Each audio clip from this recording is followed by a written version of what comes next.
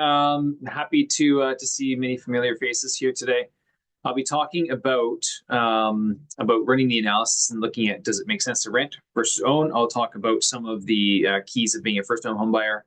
And for those of you that are interested in investing in real estate, I'll go through a similar analysis and similar methodology to how we look at a rent versus own type of circumstance. Also see in a does it make sense to buy an investment property or invest your money somewhere else.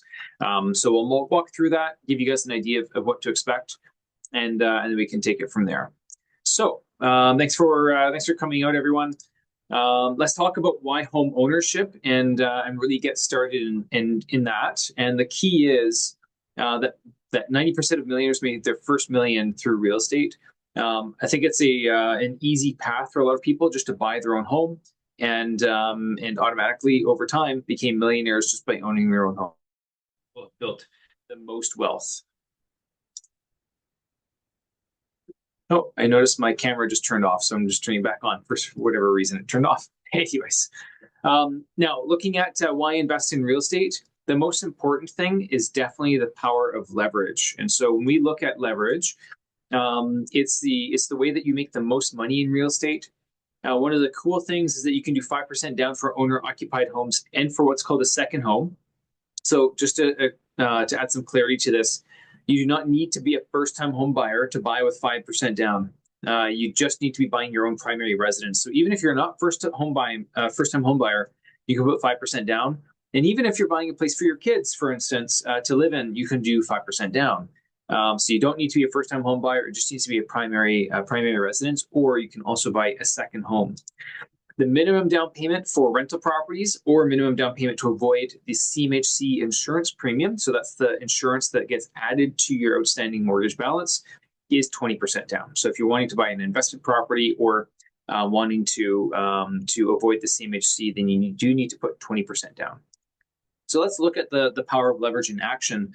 Let's assume that we have a particular circumstance, and we're assuming a 3% annual appreciation, which is fairly conservative, by the way. In Vancouver, the average is closer to 6 or 7% over the last 25 or 30 years. I like to use about 3% on an expected basis moving forward. I think that's more reasonable to expect. So we look at buying a rental property or something where you're putting 20% down, like even your own home. If you bought something for $500,000 and you're putting 20% down, so $100,000 down, if the home value goes up by 3%, so you made $15,000 on your $500,000 value. So the $500,000 goes up by 3%, that's $15,000 extra. Remember that the return on investment calculation is not the return on the value of the home, it's the return on the investment you put into it. If you put 20% down, you put $100,000 in, so the value goes up by $15,000, you've made $15,000 on your $100,000 investment. That's a 15% return on investment. Another way of looking at that is that if you're putting 20% down, you're getting a 5-to-1 leverage. So if the appreciation is going up by 3%, then you're getting 5 times that number, that 3%. So that's why it's 15%. So basically every 1% of appreciation is 5% return on your capital, which is pretty good. Now it gets even cooler when you look at a primary residence. So let's say that we're buying that property for $500,000 and putting only 5% down. So now the down payment is $25,000. If the home value goes up by $15,000 on your $25,000 investment, then your return on investment is 60%. So that number seems really, really wild.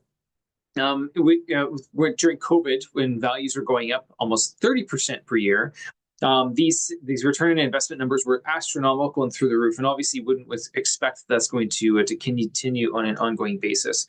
But it is something to look at, which is how are the investment returns calculated, and the appreciation factor is where most of the return comes from.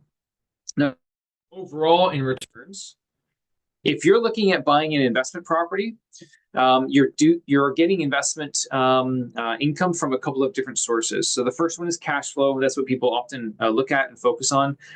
Now, I'm not going to sugarcoat it. Buying an investment property in today's climate, in general, most of the properties are net negative on the cash flow. Usually you're putting money into the property. And the same is true if you're buying your own first home, and we'll get through some examples soon. But when you buy your first home, usually it's going to be more expensive than renting. So in many cases, your cash flow is going to be negatively impacted. However, on the flip side, appreciation. If you're assuming a 3% annual appreciation, then your return on investment would be 15% from the appreciation. If you're putting 20% down, if you're buying your own home and putting less than 20% down, that number is even higher. And then you have the mortgage pay down. So this is something that people forget. But yes, even if ownership is more expensive than renting, you're still in a position where the tenant is paying down your mortgage for you. And so if you look at it, the tenant is paying down about 5 to 7%, or it's a return on investment of about 5 to 7% per year. So in the example that I used earlier, if you bought a property for $500,000 and put 20% down, let's say, then your tenant would probably be paying down about $5,000 to $7,000 per year in principal on that mortgage. So they'd be paying that down. Now, just making sure is, can I get a thumbs up? I know somebody mentioned that they're not getting any audio. Are you guys hearing me?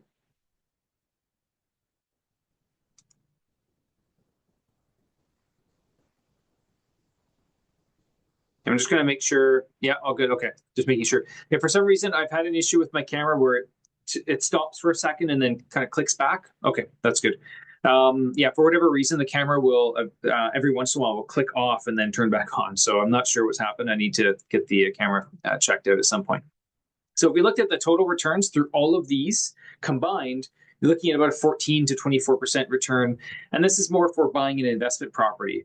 So, a lot of the time we ask, okay, well, if you're getting a 14 to 24% return on your investment by buying an investment property, who's in? A lot of people are like, oh, well, maybe I should buy investment properties. It's not as easy as it seems, of course. There's a lot of complications. And, the question of why don't more people buy real estate, either to invest or to live in themselves? I think the question that a lot of people are asking themselves is, well, sure, but is now the time to buy? Am I going to get 3% annual appreciation every year from this starting point or not? People aren't sure if the market is bottomed out.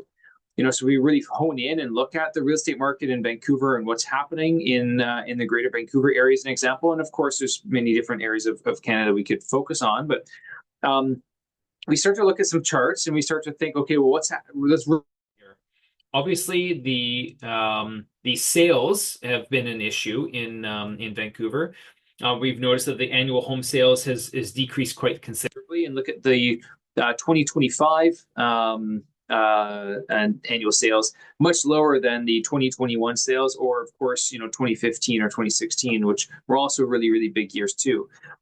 So we're quite a bit off of those sales. And what works against pricing too, unless you're waiting for prices to drop, of course, is look at the amount of listings, the new listings that are coming on board.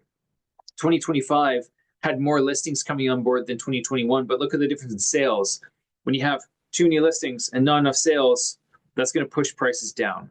And so that's what we've been seeing. Prices have been coming down in many major markets, in particular of Canada. That being said, things do work in cycles. And so one of the things we start to watch is, well, what's happening to building permits? And obviously, there's going to be a difference with single-family permits going backwards, 30 or 40 years. But I want to focus more on the recent trend. You can see that the number of building permits is about half of what it was even just in 2018 or 2019. Now, some of those people might be converting to building multifamily and condominiums or townhomes, et cetera. But we can see this trend if we look at condo, tower, building permits, et cetera, whatever you want to take. The number of building permits for new construction starting today is decreasing. Now, a lot of economists are predicting then that what's going to happen in Vancouver in particular is that the single family dwelling valuations might tend to settle out and maybe stop going down, at least at some point this year. Some of the economists are thinking maybe in the midpoint or so of this year, values will at least hit a floor and will potentially be down a little bit or down or up a little bit by the end of the year. Condos are the tricky one, but condos have a much longer cycle, but it's also more pronounced. And so when you talk to many developers, a lot of them are not choosing to start new projects today because they're not financially viable in today's market and they can't pre-sell units. And so they're choosing not to start new projects. Now, in single-family homes, one of the reasons that they're thinking that the cycle for single-family homes will rebound by later this year is the cycle is way faster. to apply and then to build a single family home, you're usually in and out 12 to 18 months. So you can start and finish a project pretty quickly. When it comes to a condo tower, however, those can be anywhere from 3 to 7 years in many cases. And so if new developers have been slowing down or stopping new developments for condo towers, you have to start to fast forward 3, maybe 4 years. And you're going to start to realize that, hey, as the supply slowly decreases, because what a normal market would have had new products being created and new inventory hitting the marketplace. If it's not hitting the marketplace over the next couple of years, then what's going to happen is eventually all of the inventory will be dried up, and then all of a sudden there'll be nothing for people to buy, and then all of a sudden boom, values go up. So generally, economists are predicting that probably by the late 2020s, maybe 2030 is a time that maybe condo prices have that pop, and it may be again more pronounced where there'd be such a low inventory available because very few new condo towers and starts are happening now. So it's harder to react on that front, and it takes longer for that cycle to work through the system. So it's an interesting thing, and of course, real estate is a longer term play. Usually, people aren't buying a property to flip it or to sell in a short period of time. The government has, of course, assisted with that with the anti-flipping taxes and a couple of other things like that. But generally speaking, markets are cyclical, and this is something that I watch for sure. Is how about the new housing starts and where is that going? Because ultimately, at the end of the day, new products are getting built. Then fast forward a few years, and it'll be a trickier time. The other reason that people are kind of wondering and sitting around waiting is what's happening to interest rates. And the big question is, are rates going up or going down? Predominantly, the expectation, by the way, and this is based on people that professionally bet on what the Bank of Canada is going to do and what they expect markets to do. They're expecting up. So the issue is now it seems like we may have hit the bottom point. We have been kind of resting at this point for quite some time now. I was actually checking some of the charts, and the fixed rates are about the same as they were about 2 years ago. And of course, there's been some ups and downs, but really been pretty stable around the 4% mark for about 2 years now. And the Bank of Canada, of course, has recently cut, and now they've come to a prime rate of 4.45%. But if you look at the chart is expecting that at some point, probably not in 2026, but at some point in 2027, the prime rate may actually go up 0.25%, and then again maybe another 0.25 point per year for the next couple of years.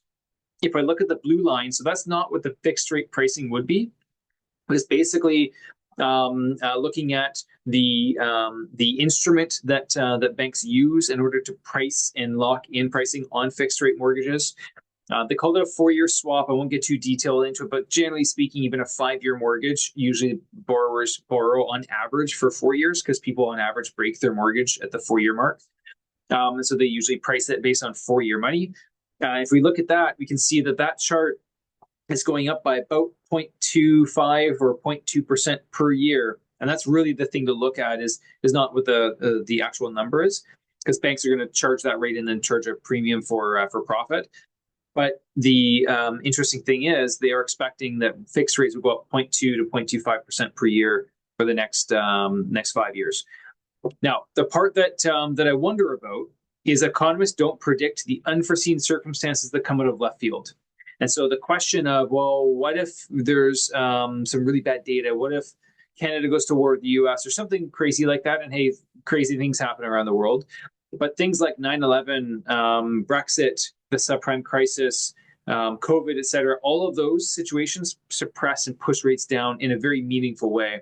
And those are things that economists cannot predict. They come out of left field, and make it harder to look at the charts because honestly, most of the time you look at charts and they're always showing slight increases to rates. I will say, however, a lot of people are worried about the inflation, and in the last month or so, we have more clients thinking maybe I should take a 5-year fixed rate if they don't have a stomach for variable. In particular, first-time home buyers are opting for 5-year fixed, and then investors still kind of 50-50 on variable versus 5-year fixed. As the charts are showing that because the discount off of the starting point for a variable, you're starting off at a lower rate, still works out to be really similar to a 5-year fixed rate over 5 years. And this is just what a 5-year bond chart looks like. And we're kind of following that and watching that and monitoring it. You can see that rates were falling late into the year, and then all of a sudden in December there was a big spike up. And in fact, most lenders increased rates back in December, and so we're going to always going to see that. We will see trends where all of a sudden rates go up and go down. It will always be a roller coaster, but this is the chart that we're typically following to get an idea of where fixed rates are heading. So how do you climb the property ladder? And how do you go from your perhaps your residence to maybe buying a rental, maybe 5 rentals or even 5+ commercial? It's very difficult. It's very complicated, and it's not easy to to be able to grow that portfolio. There's a lot of planning that has to go into it. But I do want to just drill it down and look at, well, let's just look at the first step, which is buying your primary residence, and let's try to make that really easy for individuals to understand. What should you do? Objectively, should you rent or should you own? And so there's a couple of things to look at. Number one, I think one important key is that ownership is a forced savings account. Now, some people are great at saving their money. They save their money and then they spend the rest. But I'll tell you, most people spend first and then save the rest. And guess what? There's nothing left to save afterwards. So for a lot of people, because their payments are a little bit higher, they end up being forced to save the money because they have to make the payment, which is forcing them to pay down the principal and forcing them, therefore, to build up equity in their home, and it becomes a forced savings account. So it is something that I think is understated. For a lot of people, just to say, oh, I have to make my mortgage payment, and therefore they're saving up the money regardless. The other thing is payments build equity. And so by making those payments, it's not just covering the interest. You're actually paying interest and principal. So over time, you're paying down that mortgage, and that's building up the equity. Home prices in general will appreciate and go up over time. The nice thing about a home is you can also borrow against the equity, and there's a lot of things that you can do after you've owned your own home for a period of time. You can actually refinance, borrow against it. Whenever you pull money out of your home, it's tax-free. You're not paying taxes to pull equity out of your home, which is a big difference and a big key. And there's more advanced structures and strategies that we can talk about borrowing money against your home, being able to write off that interest, etc. And one other thing that's understated here too is you get to control. You have control over where you live, and so a lot of people might be in a position where, hey, I've got a really good deal in rent. And maybe you have that right now, but at some point, there might be a position where the owner decides, you know what, I'm going to sell the property, I'm sorry, and the buyer's going to be moving into it, so you have to move. And then you have to move out on somebody else's terms, not on your own terms. And that can be a challenge and difficult. Whereas if you own your own home, you get to choose when you want to buy it, when you want to sell it. There are some benefits of being a first-time home buyer. So they've changed this, and so they've bumped it up. But now each individual can borrow up to $60,000 out of their RSPs tax-free, and then you have to repay it over a 15-year period. You do get a tax rebate when you do your taxes. It's up to $1,500 of a tax credit on your next year's taxes, so make sure that you bring that up with your accountant when you do that. There's no property transfer tax up to certain price points. So in BC before, there used to be no transfer tax under $500 if you're a first-time buyer. Now it's no tax under $835. If you're between if you're between a certain amount, it's actually $835 to $860. You pay a percentage. Over $860, you pay the full amount. There's an FHSA account, so you can put $8,000 into that per year. It's very similar to the RSP plan. And then there's also no GST up to $1 million purchase, and they're actually creating another scale. It's $1 to $1.5 million sliding scale for the GST. Now, this is something, by the way, the GST aspect. The government has come out with this ruling, but it has not actually been totally ratified yet. So we're still waiting for the confirmation, hearing that it's basically done, but they still have to ratify it. So as of now, if you're buying something that's brand new, you might want to just wait just a little bit if you're in this type of range, if you're potentially having to pay GST. So a couple of things to keep in mind when you're going to qualify for a mortgage. It's minimum 5% down for your own residence or a second home. It's minimum 20% down if you're buying a rental. If you're using RSPs, each party can borrow $60,000 out of the RSPs, just have to repay back. The FHSA, each person can take $40,000 out. And there's one other thing that you can consider here too, which is that you can actually borrow your down payment. Very few clients do this because it's not great to borrow your down payment off of a line of credit or something like that. You can't actually borrow your down payment, and even your 5% down can be borrowed, even on a credit card, which I don't think I've actually ever done one like that, because the borrower has to have a really high income to be able to qualify in that circumstance, and it's not really a great strategy, to be honest. But technically, you can borrow your down payment if you're wanting to buy your own home. A couple of key differences between the FHSA and the RSPs. FHSA and RSPs both reduce taxable income. And then for FHSA, it's up to $40,000 lifetime you can pull out. RSPs is up to $60,000. Both of them allow tax-free withdrawal. And one key thing was that with the FHSA, you can transfer it to an RSP. So if you decide, okay, I'm actually never going to buy a home, you can move it into an RSP, which is nice. And then for the RSP plan, if you do take money out, you do have to repay those funds back over a 15-year period. The FHSA does not require you to make any repayment back into it. So something that's really neat is, who here would like to make and find $18,000 out of thin air? So if you're looking at buying your own home, or you know somebody who might be looking at buying your own home, I want to show you how you can come up with $18,000 out of thin air. Okay, so let's say that as of right now, you have $60,000 in cash or a TFSA, and you've been saving up for your first home. You could take the funds out, put them into an RSP, or depending on your TFSA, or I should say your FHSA limit, etc. You could do a combination of RSP and FHSA. But if you put this much money into RSPs, depending on your tax bracket, so let's assume that you're at a 30% tax bracket, what happens is, if you're a 30% tax bracket, you're reducing your taxable income by $60,000. That means that you get an $18,000 tax refund back on your tax return. Now, I like to bring this up around this time of year because we're getting pretty close to the end of tax season.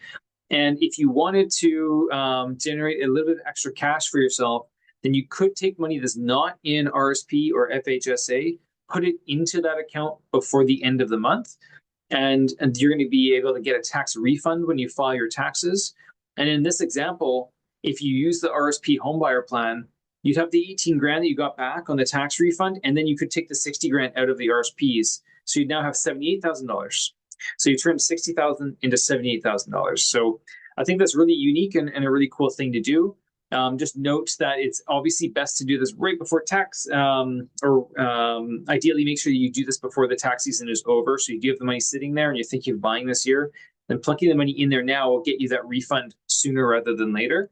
And that way, at least you have the money usable today. Otherwise, if you buy later and you put the money into it later, you'll still get the tax refund on the next year tax return, but you probably want the money now if you're buying a home at some point this year. Okay, so I want to go through a live example. So I actually was invited to speak at a developer's a little mini conference a couple of weeks ago. So it was with Anthem Properties. I'm going to walk you through one of the examples, and I don't work for Anthem or anything. You don't have to buy an Anthem property, but I just will walk you through the example that we looked at. So I wanted to see it's a real property that's available today, and do a rent versus own analysis. And so I'm going to walk you through looking at should we buy this property or should we continue to rent? So I have a spreadsheet and we'll be able to share it with you. This is the one that we kind of co-branded with Anthem, but I have my own internal one as well. And anybody that would like a copy of it, shoot me an email and just make sure that just shoot me an email and then we'll make sure that we send a copy over to you. So I'll walk you through a couple of the key steps and stages here. In the worksheet itself, what we want to do is we want to compare apples to oranges, which is not easy, but renting and owning are two different things. But what we're doing here is we would look at, well, what would you probably be paying in rent? And then what would your utilities be and what your total expenses would be? And then you have to put in a savings rate, by the way. And so you put in maybe you're getting 4% for your investments. Maybe you're getting 8% for your investments right now with your TFSA or wherever your stock portfolio is.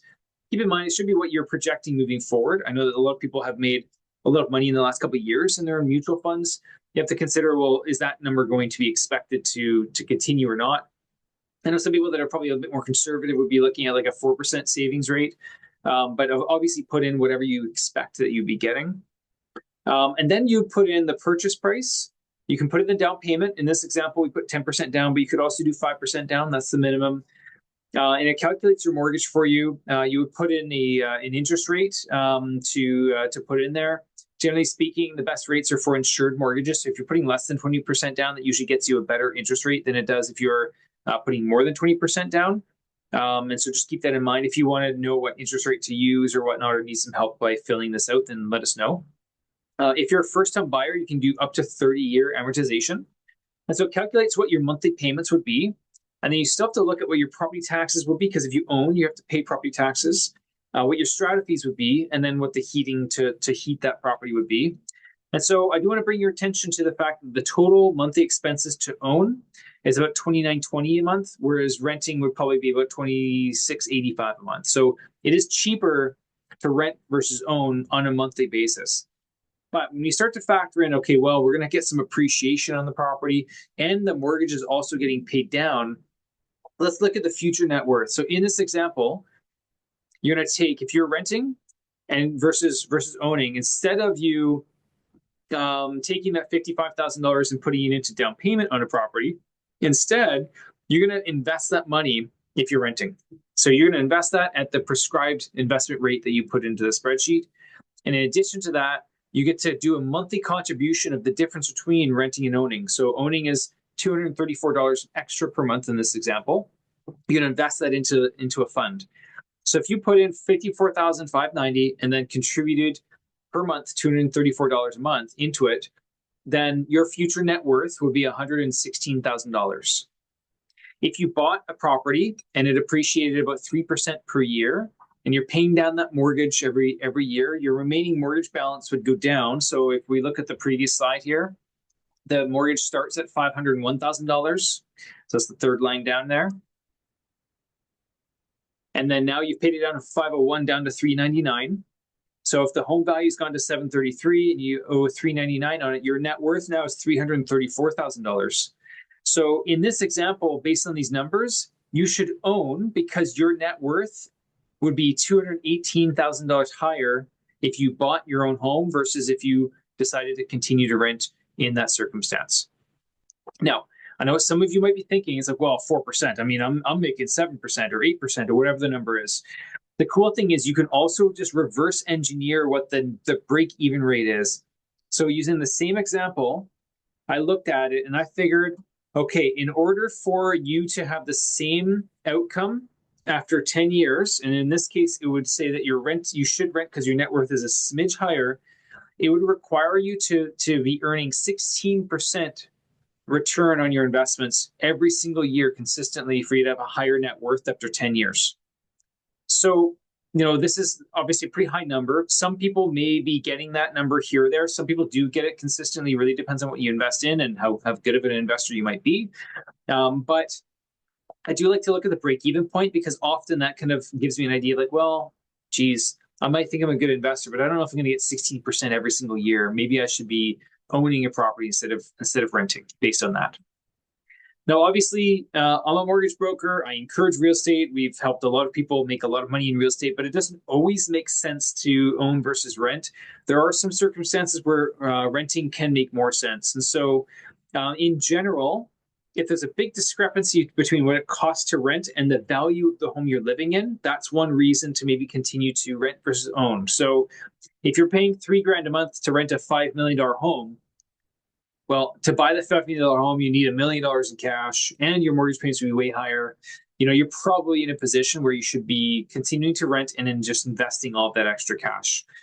And in certain cases, if you have a really high investment return, that's another reason where it may make sense to decide to continue to rent if you're consistently getting a really high return on your money.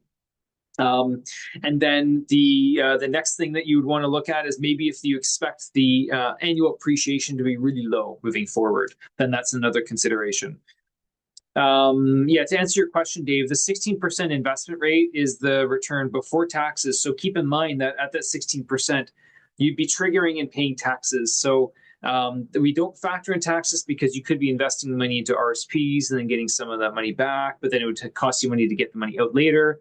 One thing that I didn't bring up here is the tax advantage of owning a residence, because all of that equity that you're gaining, if it's a primary residence, there's no capital gains on that if you ever were to sell the home, which is a huge thing, because if you're investing your money into mutual funds and stocks, etc., dividends or capital gains, you're paying a lot of tax, generally between 25 to 50% of tax on that investment. So it's even more skewed towards real estate. But again, people could then argue, okay, well, I'm going to invest my money through RSPs and this and that. It gets complicated. So just keep in mind that that generally speaking, it's even more skewed towards real estate just because there's no tax that you pay on the appreciation of the primary residence. So I also wanted to do a deal analysis for those of you that might be looking at buying an investment property. And frankly, even when you're buying your own home, you're still buying an investment. And so I wanted to kind of walk through, and it's a similar analysis, but it just kind of give you an idea of how I might do a review on a potential deal acquisition. So a couple of things. I like to use shortcuts. I like to look really quickly at what's the rent divided by the price, the monthly rent. So generally speaking, a rent to price ratio of about 0.4% or higher is usually the target. So that means if the property is $1 million, then I know that I probably need at least $4,000 a month in rent to be cash flow neutral or close to neutral. Frankly, it's even hard to get cash flow neutral in today's climate. And so generally speaking, when I'm looking at that, I usually just like to know, okay, what's the target? Am I above 0.4, below 0.4? If I know I'm below 0.4, I'm like, it's probably not going to cash flow. Maybe I should just move on. Because ultimately what you're trying to do is you're trying to take a lot of information and move through the information as quickly as possible so you can determine whether a deal might work or not. The other thing too is to know, really quick math on how much it costs per month on the mortgage. So $100,000 is about $490 a month. So you could even round it to about $500 a month just to do some quick math. That also means that $10,000 is $50 a month. So that way, if I'm looking at like, okay, if I bought a place for $500,000, put $100,000 down, $400,000 mortgage times about $500 a month per $100,000. Okay, that's about $2,000 a month. And how much do I think I can get in rent on this property? Maybe it's 2,200. Okay, yeah, but they have property taxes, strata fees, etc. Okay, it's probably gonna be cash flow negative. So I can do a lot of the math in my head. And of course, there's a spreadsheet because of course I like spreadsheets. There's spreadsheets that you guys can use to do that. One of the tools is the cash flow analysis spreadsheet, which we can send over to you, and you can take a look at. Another one that's really, really useful that not a lot of people know about. So a lot of people look up and figure out like, okay, what are the rents on something? They'll go to Craigslist and then they'll kind of go through units and figure out, okay, well, is that one nicer than this one? I'm not really sure. Honestly, use rentometer.com. It's way faster, way easier. It'll give you macro data on what to expect. So it'll give you a bunch of data on like, okay, well, 1 bedrooms or 2 bedrooms or 3 bedrooms in this area are getting this much in rental income. So it gives you a quick idea. And then I like to quickly filter and know what the specific metrics are to compare the return on investment. So what I mean by that is there's certain things in certain markets that I might say, you know what, in this area, in this market, I'm going to use a higher expected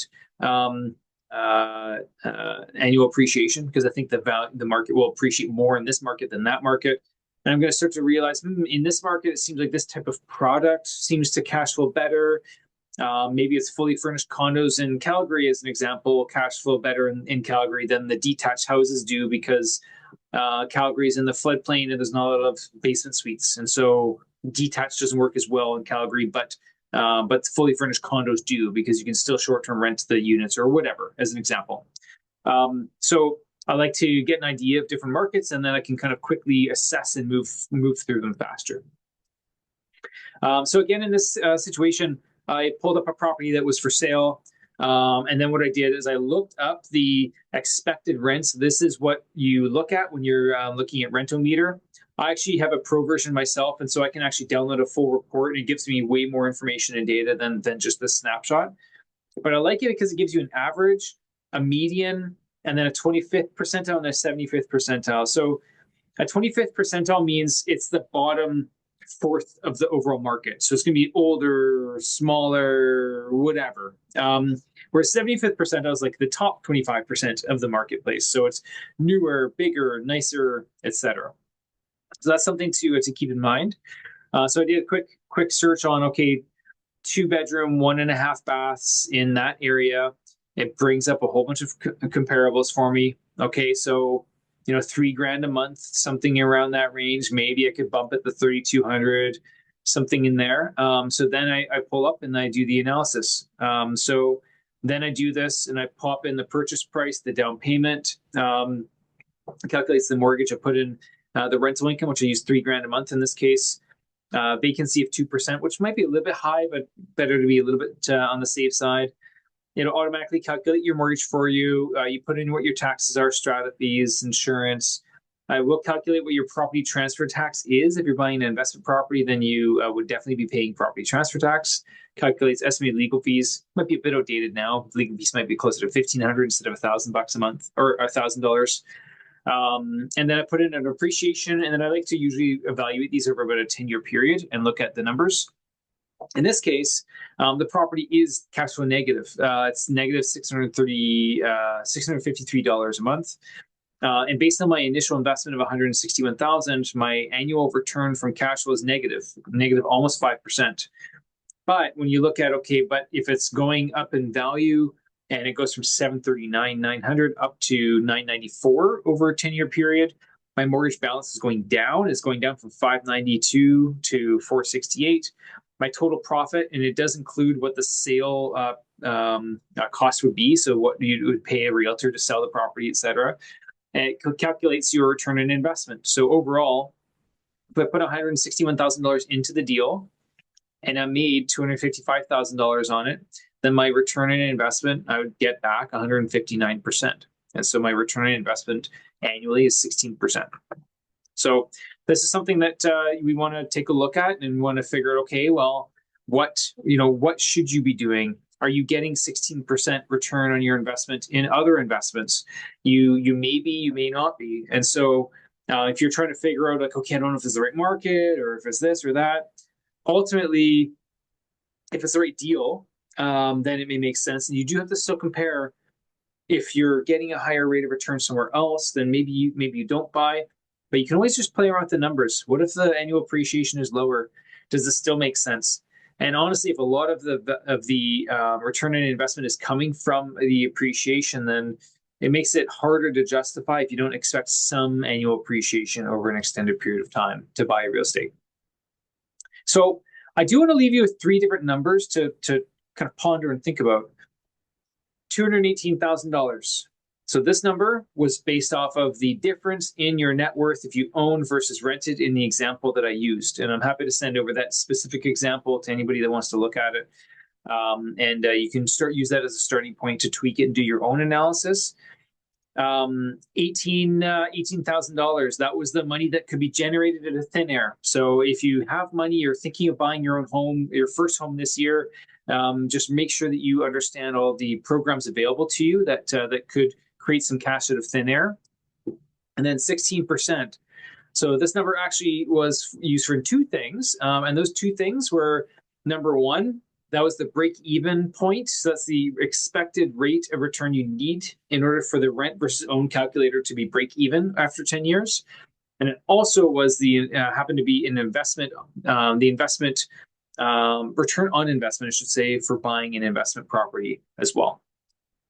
So if you're not sure about where to go from here and what the next step is on in your property ladder, whether you're buying your first property or your 10th, feel free to book a consult with myself and my team.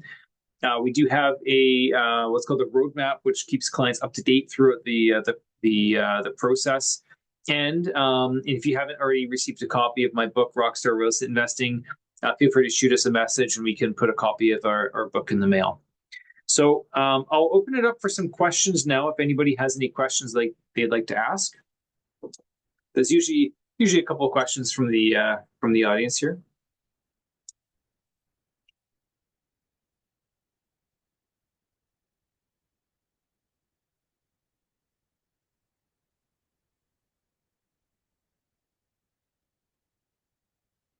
Yeah, Kevin, we'll send a recorded link. So everybody that registered will get a copy of the link, and then we can just pop the spreadsheets into the email as well for you.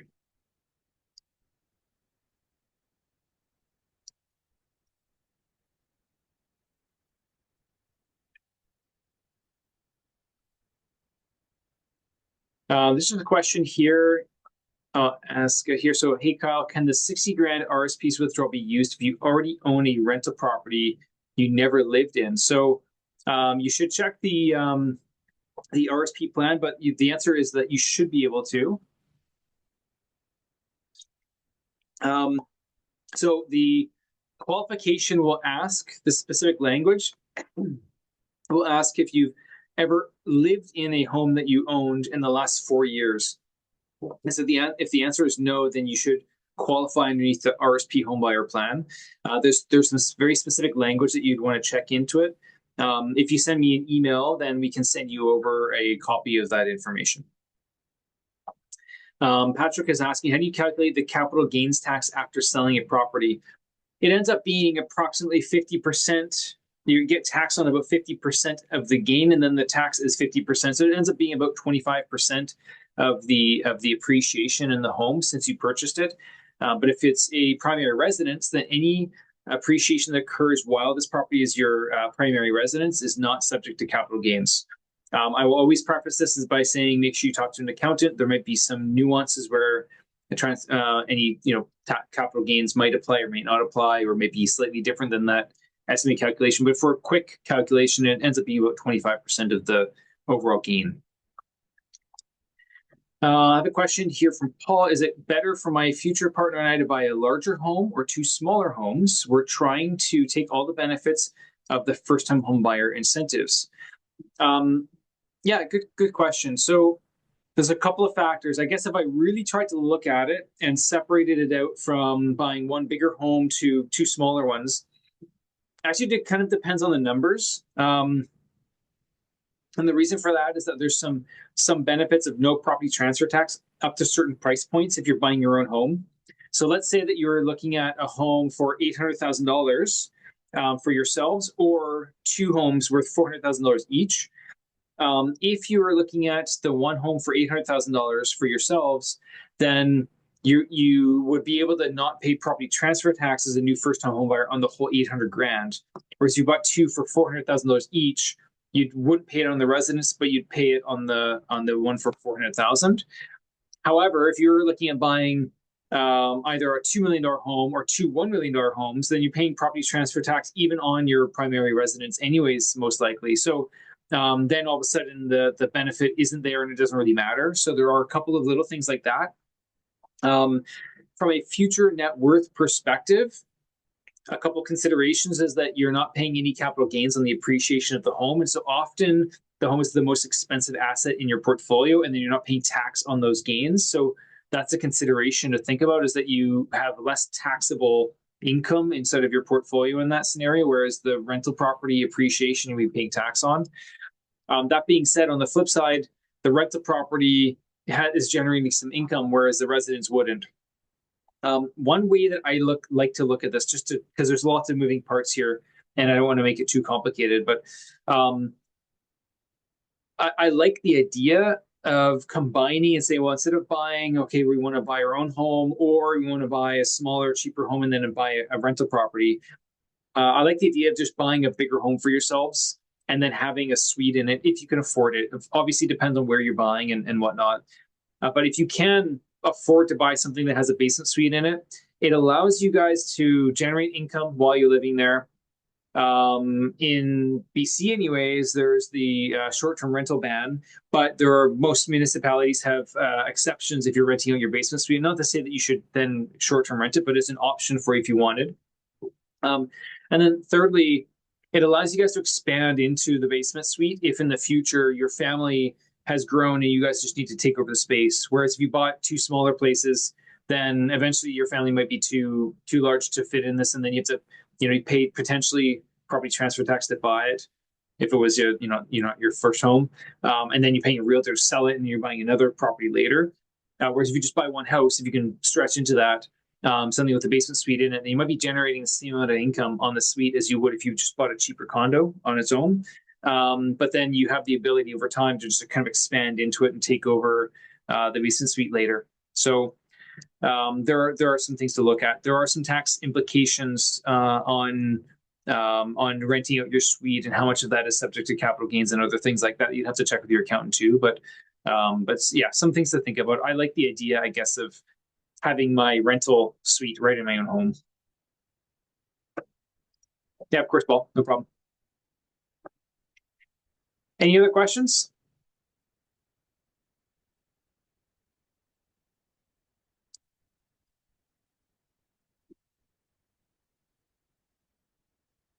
Okay, well, if there's no more questions, guys, I'll wrap up. Thanks so much for attending the webinar tonight. We'll send over to everybody that registered, we'll send over a copy of the recording shortly, so probably in the next day or so. And we'll send over some of the spreadsheets that we referenced today. And hope everybody learned a little bit and feels a bit more comfortable with at least making a decision. Not to say that buying absolutely makes sense or renting absolutely makes sense, but at least something that you guys can use objectively to decide, should I actually rent or buy? And each scenario is different, but at least you guys can find something where you can actually just do an analysis and make a decision. So I find I use a lot of spreadsheets to make my own internal decisions, even if it's just buying a car and I can't decide. I make a spreadsheet for it. But ultimately, I wanted to build something for every one of you guys to do the same. So thanks, everyone. Have a good night, and we'll be in touch.